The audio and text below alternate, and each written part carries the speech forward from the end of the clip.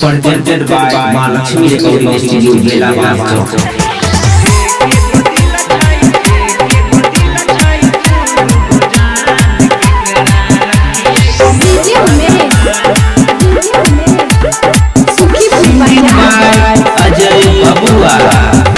एगो दिल छै दू जान केकरा रखिए हो भगवान।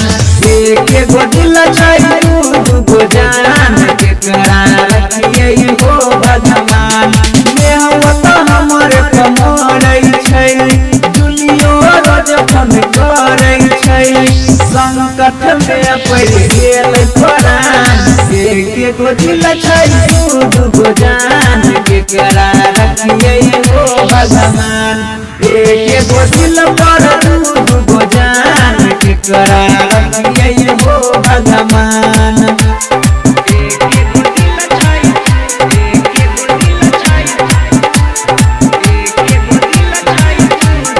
Music by DJ Umesh, Shukipur Bazaar. पहिले कने हवा संग में ले लिए दिल लगाई हो। चुलियो पड़ल छै पीछा कोई रहल छै अन्याय हो। पहिले कने हवा संग में ले लिए दिल लगाई हो।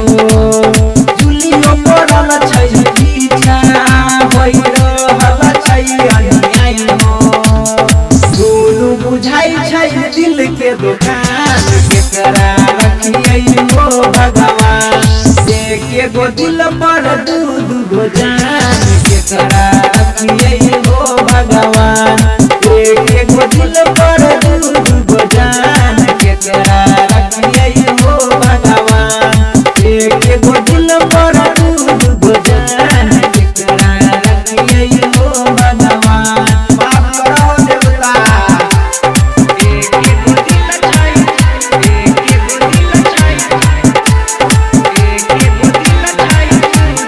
Music by DJ Umesh, Shukipur Bazaar.